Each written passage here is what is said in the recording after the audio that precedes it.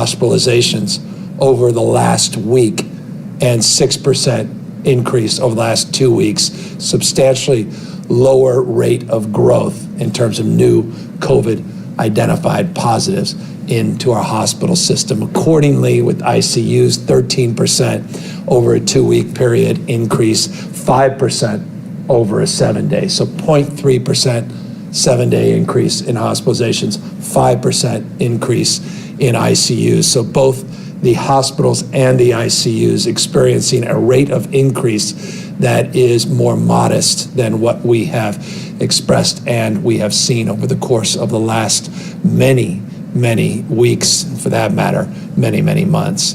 As it relates to ICU capacity, nonetheless, and this is the point of being sober about this reality. You can look at this capacity. This, again, does not mean no one has access to ICUs. Quite the contrary. It just means we're now in the surge phase of our ICU planning. But you could see, with the exception of the greater Sacramento region, around 10%, and Northern California, which is holding steady at over 35% in this case, that Southern California, San Joaquin Valley continue to be the hot spots for the state, particularly Southern California, in the San Bernardino, Riverside, and notably LA areas. Bay Area expressing obviously deeper concern around ICU capacity. Again, with the flex plans well established, you could see those numbers beginning to decline in the Bay Area, and that likely will lead, though there's no formal adjudication of the data that's happened over the weekend, Friday being the last day in the Bay Area, the greater Bay Area region, on the stay-at-home. Those numbers are being crunched, and we should expect Dr. Galley in his update tomorrow to update that determination. But based upon ICU ICU capacity currently, unless those projections are radically different, that we can expect that stay-at-home to continue. As it relates to deaths, we continue to see a substantial number of people losing their lives to this pandemic, averaging 476 individuals over the last 7 days, 264 individuals in the last reporting period. So just a sober reminder of the deadliness of this disease, how deadly this pandemic remains. I noted a few weeks back, and it got a little bit of attention, understandably so, these mobile morgues that we sent out across the state. Some suggested perhaps that was overly indulgent, meaning a bit hyperbolic. Now it appears more pressing in the context of the reposition of these mobile morgues has been essential in particular parts of the state that are simply overwhelmed and just don't have capacity. So we continue to monitor that and continue to work with our county partners and our local partners to address those issues as well. As it relates to the issue of staffing in the state, we have roughly 1,900 state and federal staff that have been deployed. You can see the myriad of support that we're providing, the most significant now being contract staff. Our emphasis now is on contract staff. I'll talk more about that in a moment.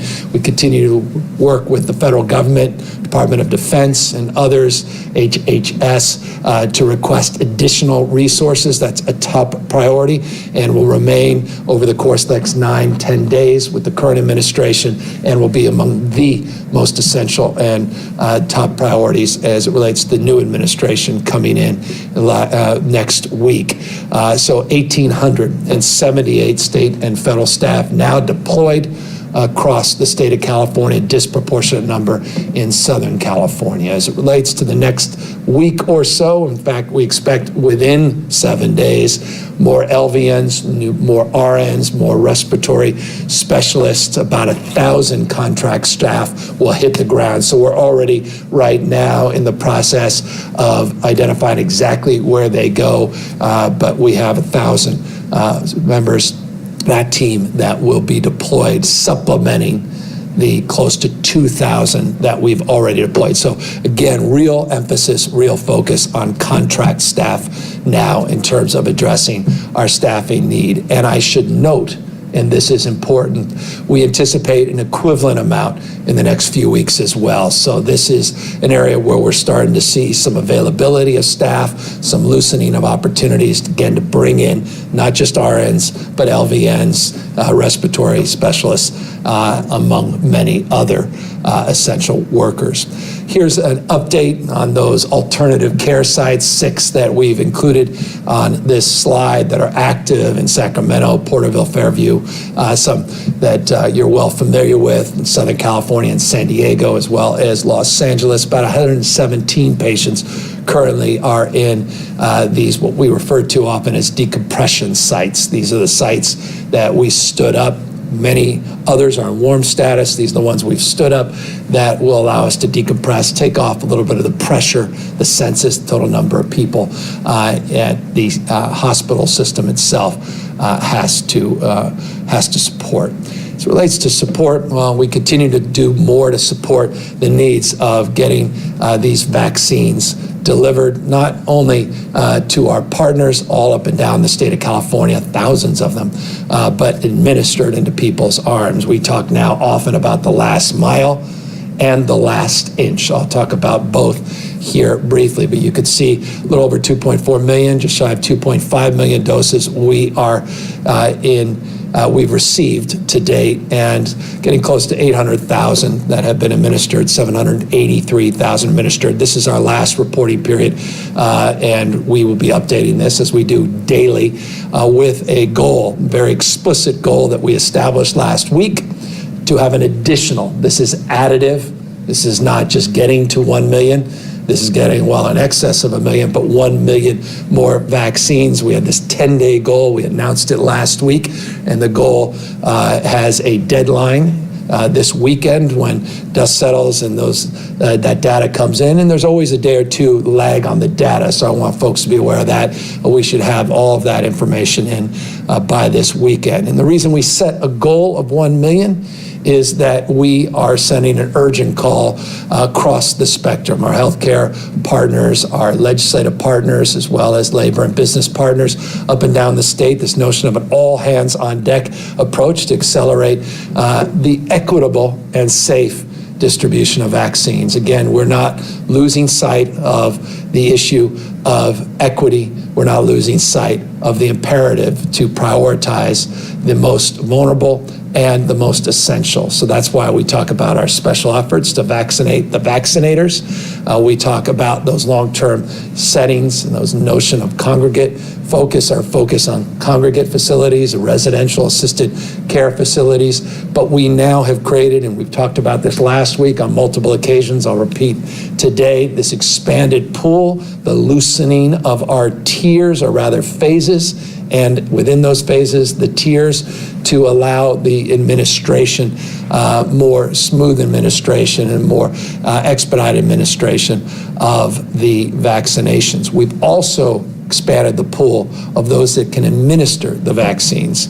I've received a lot of calls, a lot of emails, a lot of texts with people saying, you know, you should really allow nurse midwives the ability to vaccinate. You should allow vocational nurses and psych techs. Well, the reality is we have, and I just wanted to put up here as part of our all hands on deck the slide that represents the number of categories of individuals and groups that can currently vaccinate. And you can see the myriad of different registered nurses, physician assistants, and the like. But we recognize more folks need to have that ability, and that's why you recall a week or so ago we talked about our efforts on pharmacists and pharm techs. Last week, at the end of the week, we talked about the work with CDA, our dental association, CMA, and the work we're doing there to get more and more folks, including our dentists, to be able to administer the vaccines. We have 15 National Guard strike teams all up and down the state. People said, well, what about the National Guard? Well, we have deployed the National Guard for some time now. It's just a reminder that they have now been deployed, and they're out there working with the Office of Emergency Services, working with clinics and health providers directly. We just now today more socialized, this happened over the course of the last number of days, but just socializing EMTs and paramedics. We're seeing more and more paramedics, partnering with the counties, local health officers are encouraging this, and we are very supportive, and EMTs as this local option for additional vaccinators to help administer these vaccines faster, again, with an eye on equity, risk, exposure, and with age as the overlay. Using every dose, we don't want to see any dose wastes, and that's wasted, and that's why we created more flexibility. If there's a dose that's sitting there and there's no one queued up that's in line based upon the existing tiers, we want to be able to move to other priority groups, other priority phases, and tiers within those phases. And so we want to make sure none of these expired, none of these doses go unused. I'll remind you that the current focus of the vaccinations is healthcare workers, those frontline essential workers. That's why we want to vaccinate the vaccinators. So many of them are in those categories of vaccinators themselves, and then those residents that are most vulnerable in these congregate facilities. We partnered not only with those you've seen up on screen as it relates to those previous slides, but CVS and Walgreens that are doing the lion's share, not in every county. LA County is a big exception, but notably and substantively in all of those other congregate care facilities, Walgreens and CVS are administering as a partner with the state and the federal government to administer the needs within those facilities.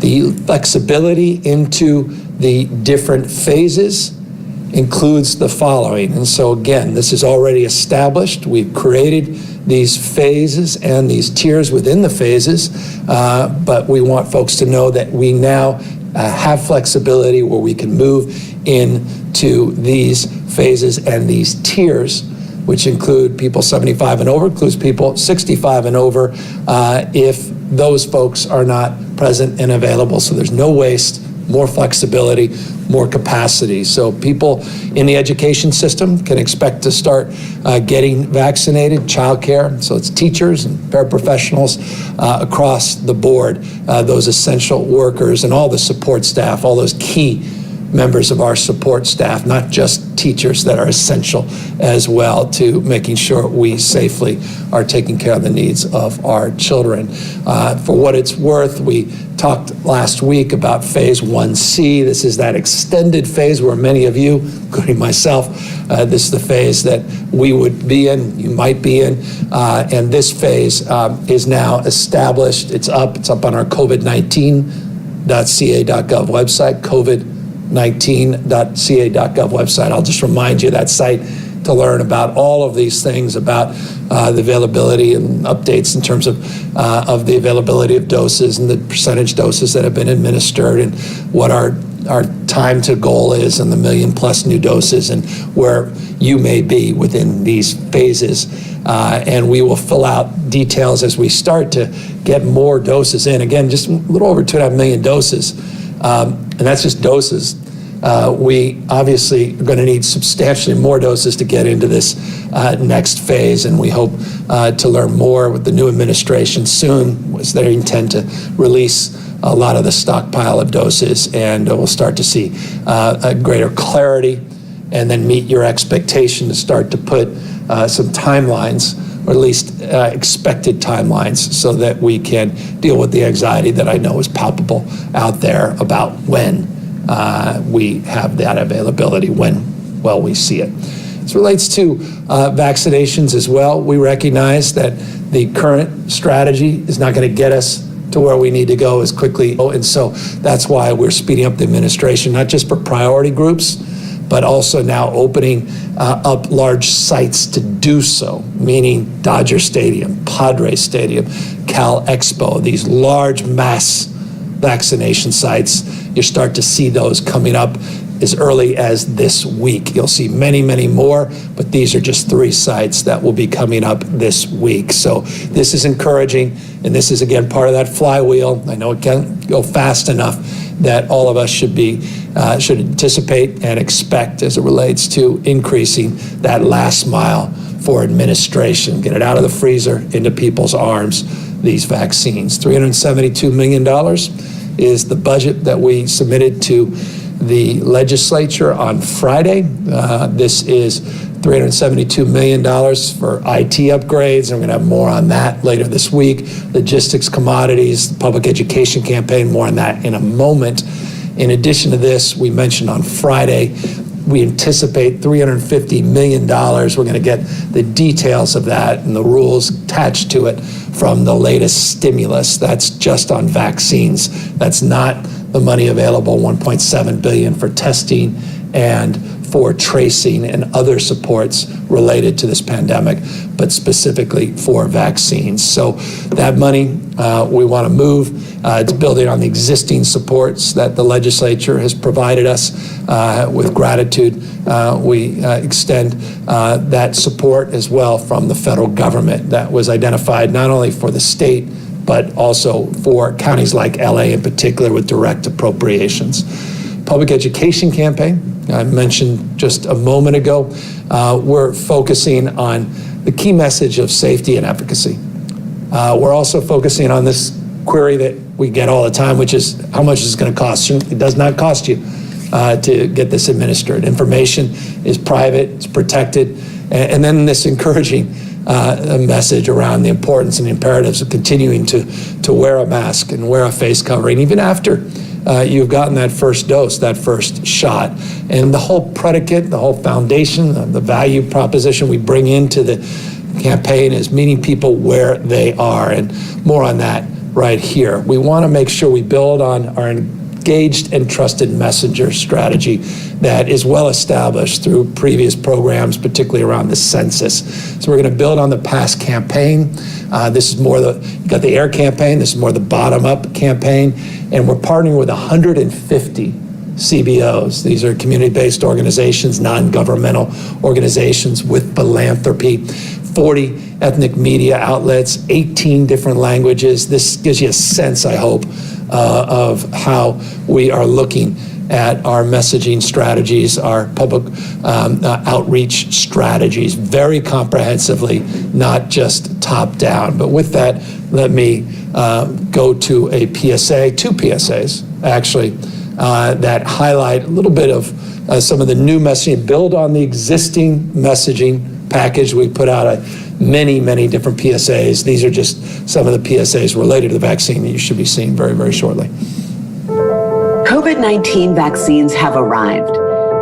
They've been recommended by California's top medical experts because they've been proven to be highly effective and will build your immunity against COVID-19. They will be available at no cost.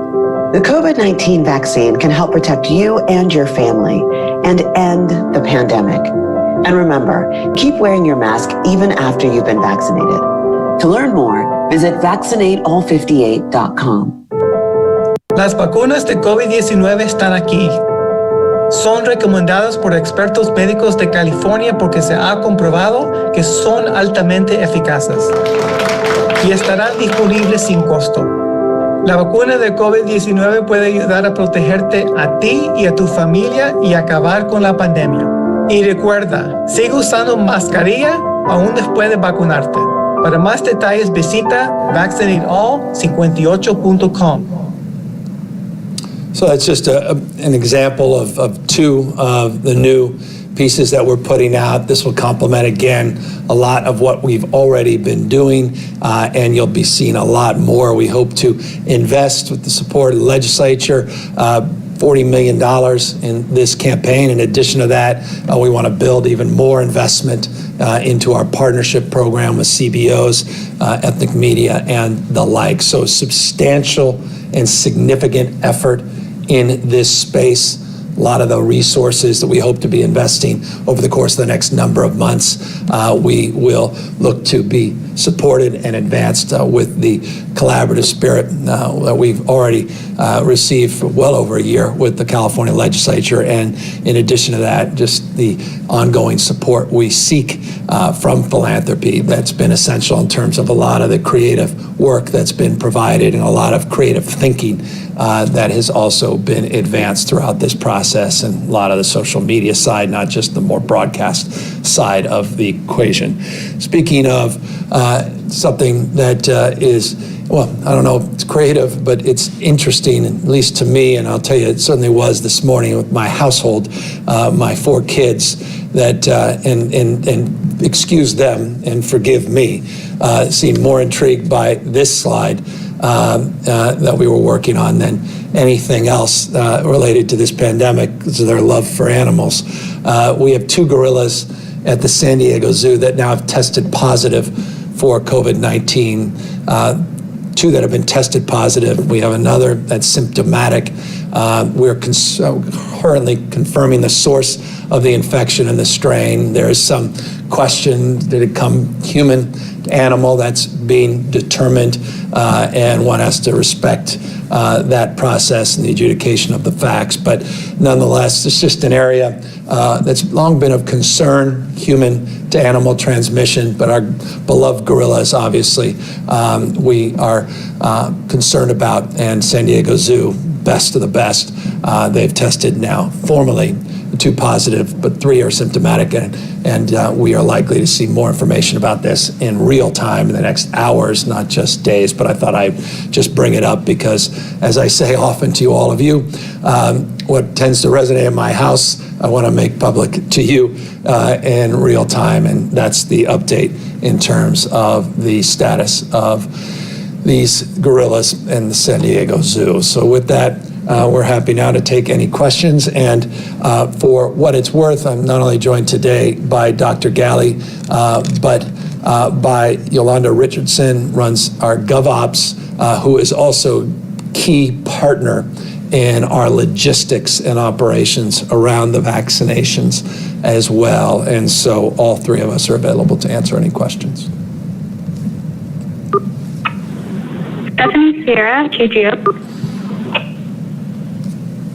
Hi, Governor. We've been in touch with the California Board of Registered Nursing, who has been in contact with the state with hopes to allow 30,000 nursing students who have just been trained and certified to administer vaccines to help aid the backlog. And I know you alluded to 1,000 other workers that will be assisting with that effort in the coming week. But I was curious if you've specifically heard about nursing students, and would you consider that? Yeah, in fact, enthusiastically so. Our fire agencies and our nursing schools will be essential and critical, and we are engaging them in terms of the vaccination protocols moving forward. I want to just distinguish, and I'm going to turn this over to Yolanda and Dr. Galley to talk more about those efforts, and I appreciate the query. I just want to distinguish the 1,000 staff is specific to the surge in the ICUs and hospitals as it relates to the vaccinators and expanding the scope and expanding the practice of administration.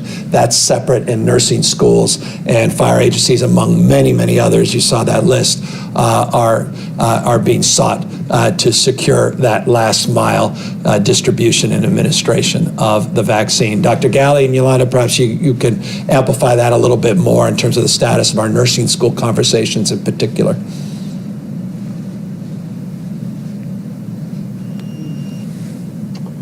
Yolanda, you may have certainly more updated information, but throughout this whole pandemic, we've looked to the potential use of our nursing students, as well as other folks, some retired nurses, others who have been out of practice for some time, but who might want to lend a hand. So that idea of using the nursing students first came up as a potential resource to support our surge efforts very, very early on. And now with vaccines, seems like a great fit. So I know we're deep into some of those conversations. Yolanda, you may want to add more, but it is certainly a large resource. I know that students in healthcare are often eager and interested to give back and contribute. So this is a perfect way to match both that experience as well as a way to support the state in its fight against COVID. Agree, Dr. Galley. Just as the governor said, in addition to nursing students, we're looking at retired providers, firefighters, just as the governor said, all hands on deck to provide as much staffing to the vaccination effort as possible. Thank you, guys. Catherine Renee, AP. Hi, Governor. Last week you mentioned that the state was conducting a survey of healthcare workers who were declining the vaccine to try to get a handle on how many people were doing that. So has the state completed that, and what have you learned? And then just to be clear, are we opening the vaccine to tiers 1B and 1C across the board, or at this point is that only if there are extra available doses at a risk of going to waste? Yeah, it's the latter. It's only if, and Dr. Galley can pull that out a little bit more. So the survey was not just about people that are saying yes or no. It was more comprehensive about what are the issues in the last mile, what are the issues on that last inch as it relates to people that may refuse. I want to provide this slide. If you could take a look here. This is interesting, just it's some of the preliminary data that's come back to your question, and Dr. Galley can talk more about this. At UC, just at the UC system, only 2% of our healthcare workers have declined or postponed receiving a vaccine. This sort of flies in the face of some of the national data that's come out that that's a large percentage of people declining, at least in our system, based upon this current survey, and this information updates consistently. That's the case. And just for what it's worth, CalVet, 5 out of our 8 homes, health clinics, 81% of the eligible residents have received vaccine, and over half the staff has received vaccines. That gives you a sense of the magnitude of people that are happy to accept the vaccines, and gives you a sense that perhaps we are more successful in terms of that last inch than some had feared. That said, Dr. Galley, perhaps you can fill in some blanks in terms of that survey and some of the results that have come back. Yeah, Governor, absolutely. The survey was pretty comprehensive. It reached out to many of the counties that are doing work to not just do vaccines, but manage surge, keep up the work with testing and contact tracing. And we learned quite a bit there what the various counties need by way of support. Some of this here, what are we hearing about different individuals accepting the vaccine, declining and deferring. We're learning that not just do people decline, but they say they want to wait a little longer. They want to see how this all comes together. So there's all of that information. Some of the top things that we heard were, additional support on staffing, the things the governor just mentioned around nursing students, EMTs, paramedics, others who can help on the vaccination front. Our various associations, California Medical Association, Dental Association, Pharmacy Association, all of these as vital resources to help meet those needs at the local level, the mass vaccine sites, to make sure that we're able to get as many people vaccinated. I think that what we knew all along was different healthcare settings, different counties were going to experience this differently, wherein the UCs might have a very low level of declining vaccine among their staff and their patients. Other communities might have higher rates of declination. So working to get that, not just in 1 or 2 spots, but throughout the state is one of the key goals, and making sure that we address that effectively, not just through additional resources to help provide the vaccine, but the messaging, the PSA campaign, you saw a little bit of it today. I think that goes hand in hand with this concept of making sure the message around safety and efficacy go hand in hand. The last thing I would say is absolutely our goal is to increase the availability of vaccine to as many Californians as possible, but while making sure that we pay attention to this primary important responsibility to make sure California's vaccinators do get vaccinated themselves, that we support the 1A priority or phase and make sure that that does get taken care of as we move forward into other populations and sectors that are equally at risk and vulnerable as well. Jiang Park, Sacramento Bee. Hi, Governor. Thank you for taking my question. Either one that's more philosophical and other that's more technical, so I can ask them at once. Is the state's fine-tuned approach, looking not just at age, but at occupations and other factors, does that have a hand in slowing the process down compared to what we see in other states like Florida and Texas? And One of the other technical questions that I have is some of the states have set up the appointment system for vaccinations. I'm wondering if that's something in the cards for the state going forward and when that may be. Right. Dr. Galley, you want to take that? Sure. So we as we've said, some last week, the idea that our tiering and phases has slowed us down. We have certainly begun to address that, working closely with our providers and our counties to make sure the message that all individuals in that Tier 1A can be vaccinated immediately. There shouldn't be a difference between the first tier and the third tier in 1A, and then ensuring that counties that have successfully and health providers who have successfully made an effort and moved through their 1A are able to begin, planning and moving towards the 1B. So really trying to communicate both on the level of prioritization and then this ever important issue around enforcement. We've talked very clearly about the fact that we don't want people profiting from use of the vaccine, selling the vaccine, providing it to the highest bidder, but also that we can't afford with this scarce resource to have any waste. So really working over the last many days, weeks with our direct partners who are the vaccinators, sending the message that we need to make sure that we use what we have in our freezers, that we get them out. That's part of the reason we have the 1 million dose goal that we set last week, and making sure that we really do create an ability for a number of our vaccinators to work through that as quickly as possible. We recognize that the focus on risk and exposure is an important one. We have plenty of populations, our oldest Californians, who, by virtue of what we've seen over the past 10 months, face some of the greatest risk when they do become infected.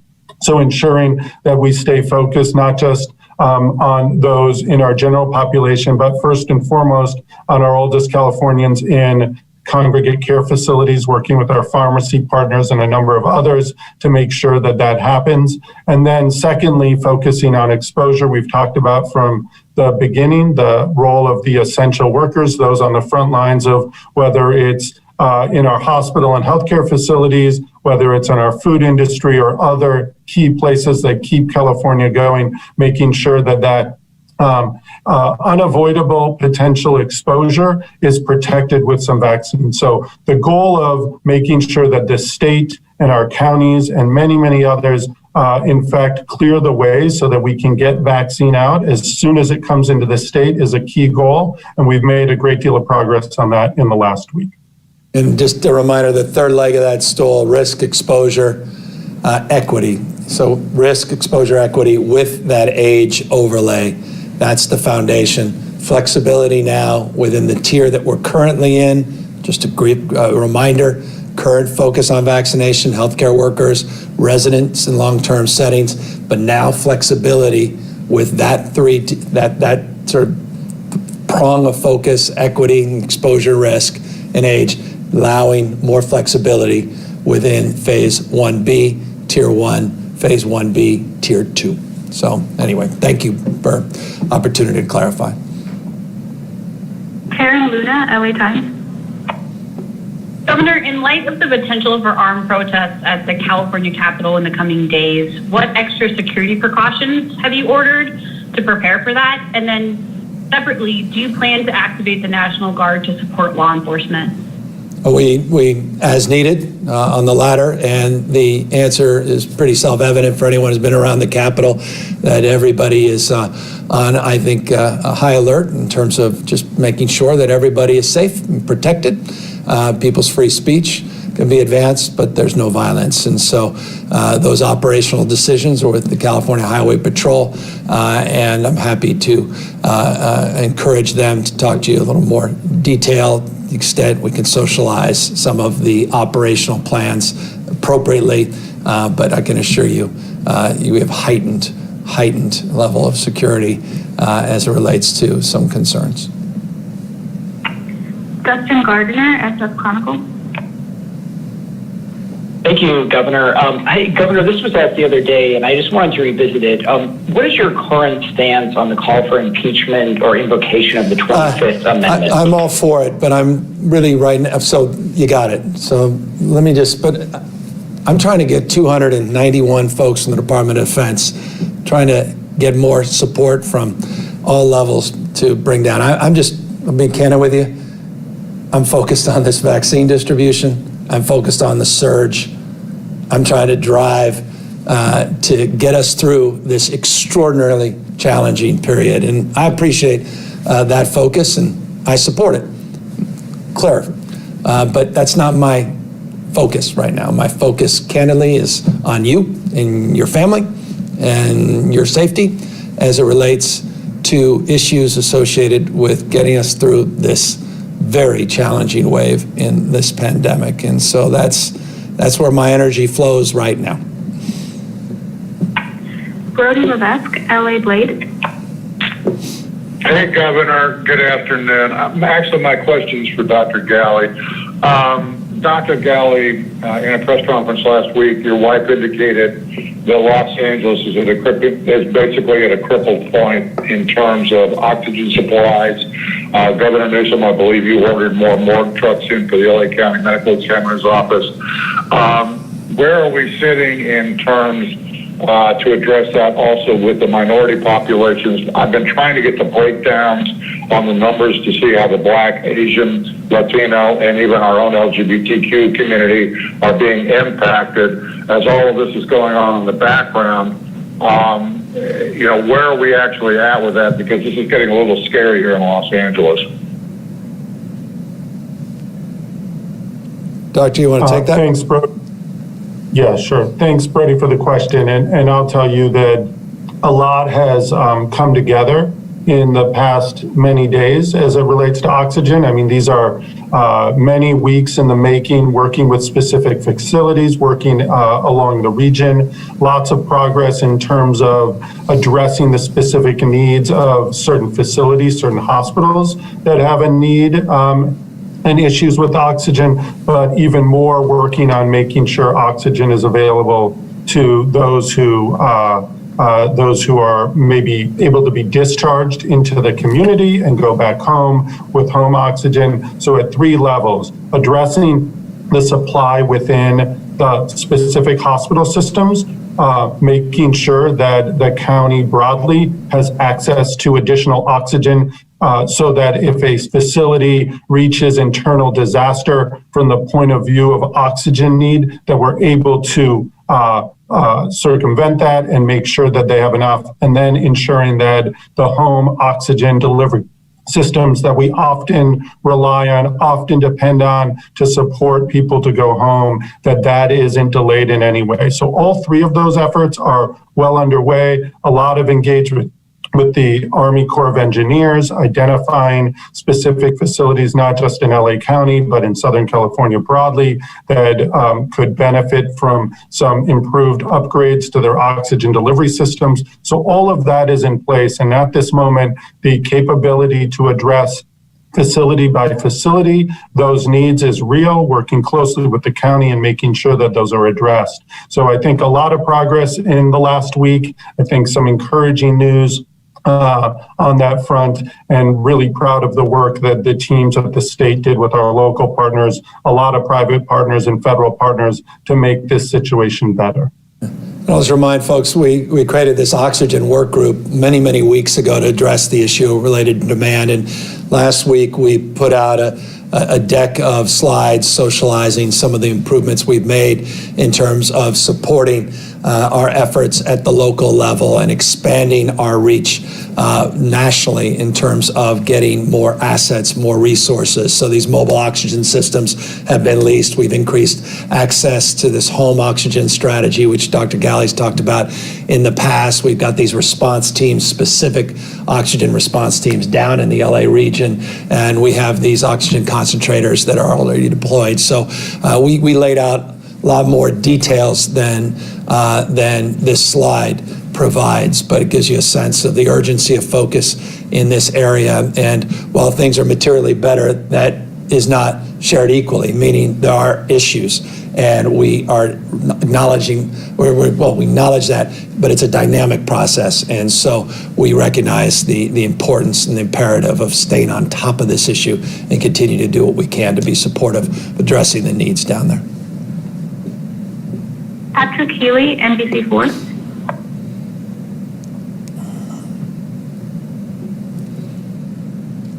Governor, with the added capacity of these new large venues like Dodger Stadium and Padres, would you like to move into 1B and some of the lower categories more quickly before 1A is done? And for Dr. Galley, if you could comment on the decline in the increase of hospitalization, is that due to, in fact, the holiday surge not being as bad as feared, or is it more due to hospitals transferring out the less critical patients? Thank you.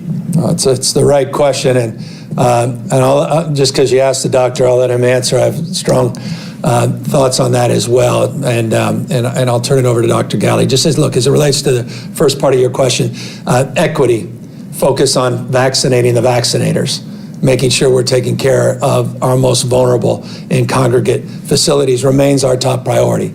We're not abandoning equity. We're not abandoning exposure. We're not abandoning the issue of risk. We're not abandoning the issue of age. So no is the answer. But we can do both. It's an and, not an or.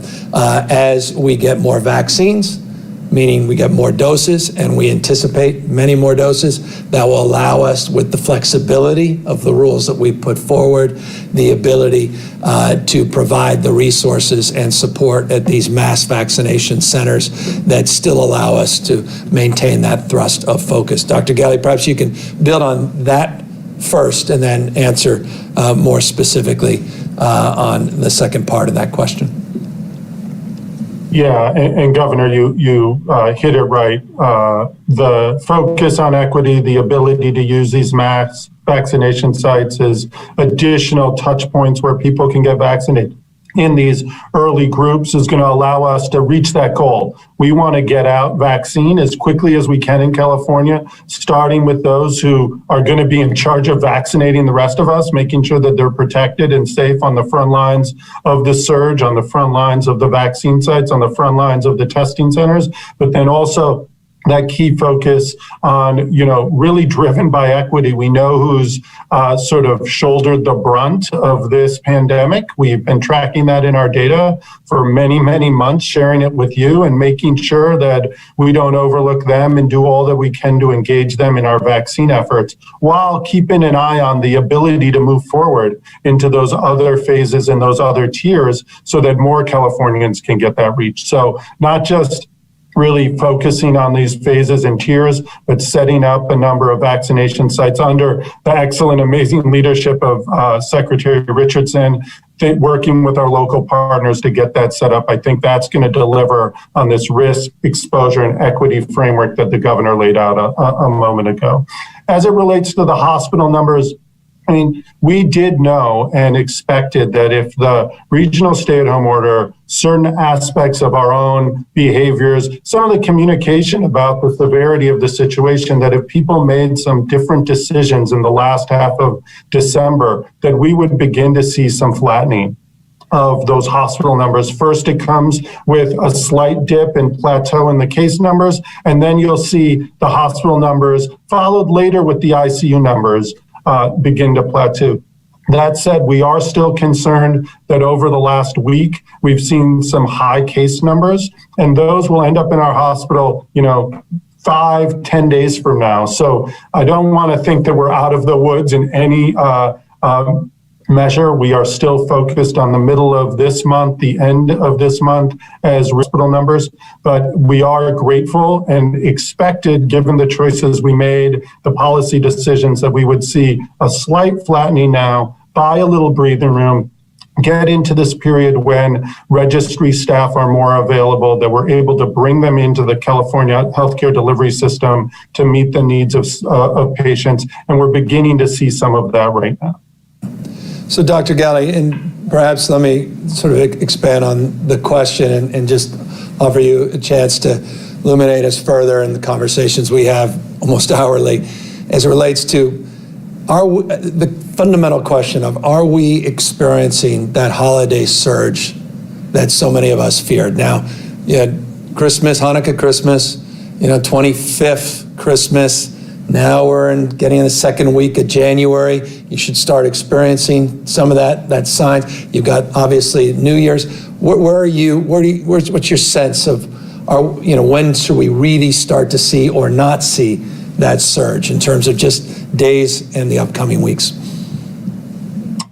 Yeah. So if you look at where California was on January 5th, which would be sort of right in the middle where you'd expect those admissions coming in from maybe Christmas gatherings or late Hanukkah gatherings, we saw a pretty high number of day-over-day net increase in hospital numbers of about 3,500 total admissions.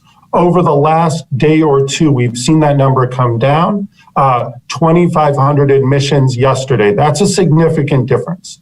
Now, I share that trend in part to say, yes, we're hopeful that we're seeing the surge now, and it isn't as significant as we'd anticipated, but we still have a few more days before we can confidently say that it isn't as high as we had feared, but we're hopeful that that will be the case.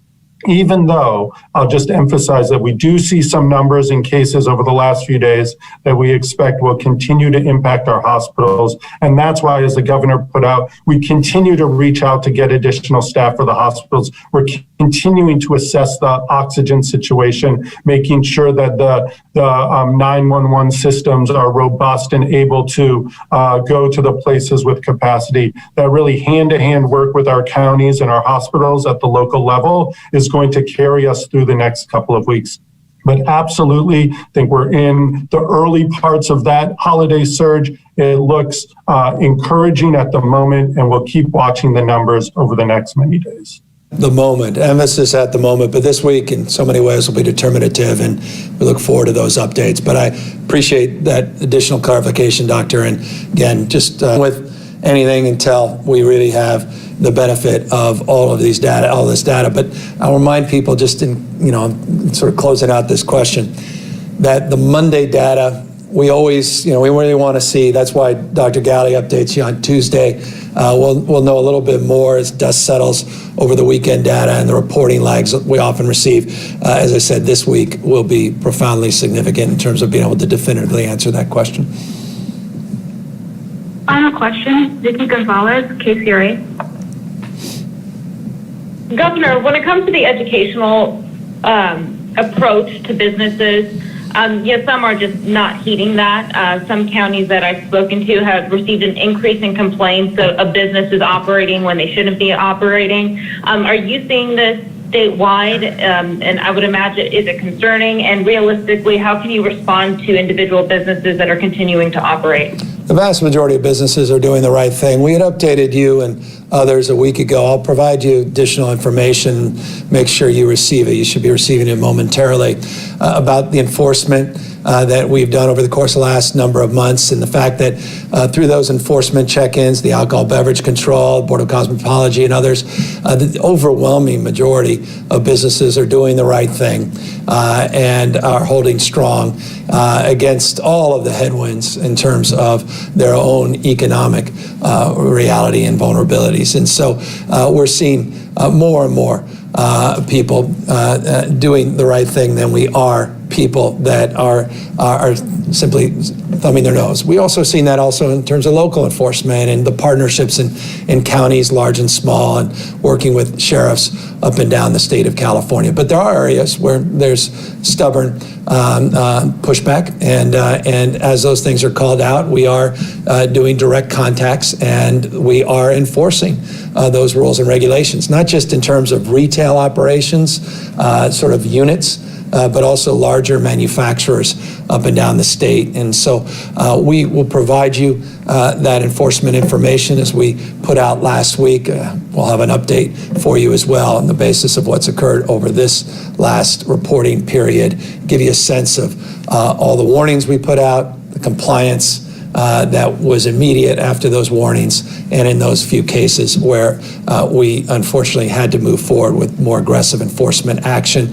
There are outliers, unquestionably, and working with our local partners as the tip of the spear in terms of that enforcement, we try to do our best to address those head on. As it relates to your questions, thank you, all of you, for the opportunity to give this update and to answer those questions. We'll provide that information that we promised to a number of you that asked for it, or at least provide you more detail and information. We look forward to tomorrow's update from Dr. Galley, and we look forward to updating you in real time over the course of this week as it relates to resources, as it relates to the surge, as it relates to our vaccination efforts, and of course, all of our efforts to work through this very challenging economic period, particularly for our small businesses up and down the state. With that, look forward to reconvening very, very shortly. There you go. There's a GovGav update on 1/11/21. Same old blather, blah, blah, blah, BS up and down the line that we've all come to expect from GovGav on this whole thing. You know, the knee on your neck is not getting let up anytime soon, forever, for any reason, at any time. You're just done. You do as I say. We don't care what the statistics are. There's no humongous increase in the death rate, as we have proven by the statistics of the CDC, and we brought you on IE Newswire on Friday. There is no increase in death due to COVID in 2020. We have the death statistics for the entire year from the Center of Disease Control of the United States government, and we are right in the middle of the average increase for the last decade. 47,000 more than the last, and that's what the average has been. We are fifth in the last 10 years in the amount of death increase versus any other year. There was no out of the ordinary increase in the death rate in the United States of America statistically that you can find. It's all a bunch of crap. Yeah, we do. The reason we're probably going through the little surge, as they call it, is most likely because of the policies, the lockdowns, and the mask wearing and stuff that didn't work. You tried it again and it failed. How much more are we going to put up with this? RecallGavin2020.com of this, as I can shut myself off going on here. And yes, here's the petition. There it is. Download it. Sign in. This official petition, not a down. You cannot sign it online. You have to download it, print it out, then sign it. Then the instructions are there where to send it back into. It has to look like this. You have to be a registered voter in the state of California. You have to put your name, address, just as it is as you have listed it on your voter registration at the address you have for your where you are registered to vote in the county and everything else. Get it turned in, and get it turned in now. We cannot have Mr. Rogers with his little sweaters on now trying to look like your grandpa or what the hell ever he's trying to come off. Same exact wardrobe that he had on the last press conference. It looks like same shirt, same sweater, everything. Is he trying to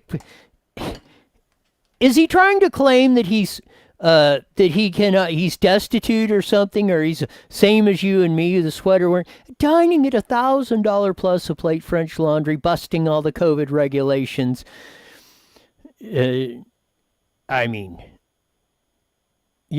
Rules for thee and not for me. That's Gavin Newsom to a T.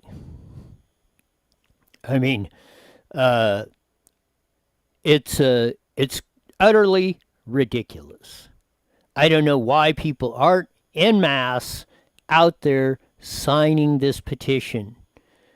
Get your friends, your neighbors, relatives, and co-workers, if you can find them, if you actually do have a job that you can do that. Yeah, I did see a little bit of that. Yeah, that he got his second vaccine of the COVID, I think, Diane. But no, it's ridiculous. This whole thing it's just got to stop. The whole thing nationally. We'll discuss this and all the other news and views and things that happened this weekend on IE Newswire when Steph joins us at 5. Live, as we do every day on IE Newswire and YouTube. And then our vast video audience joins us at 5:30, or KMET joins us, 1490 AM, broadcasting all over the AM dial.